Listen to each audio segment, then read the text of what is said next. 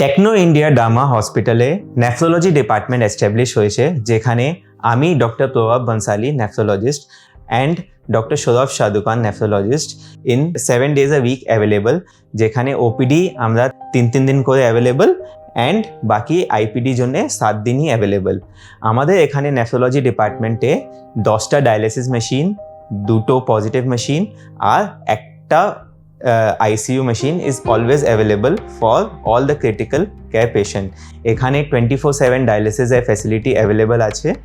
Centre of vascular access centre of এক্সেলেন্সও বানাবো, যেখানে কোনো ফিস্টুলা রিলেটেড প্রবলেম বা পার্মাক্যাথ রিলেটেড প্রবলেম বা কোনো ডায়ালিসিসের অ্যাক্সেস রিলেটেড প্রবলেম সবই সলভ হবে এখানে।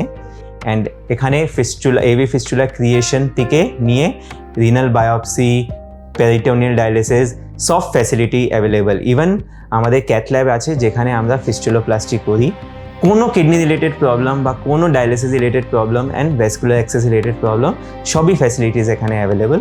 আপনি নিশ্চয়ই এই সার্ভিসেসগুলো অ্যাভেল করুন।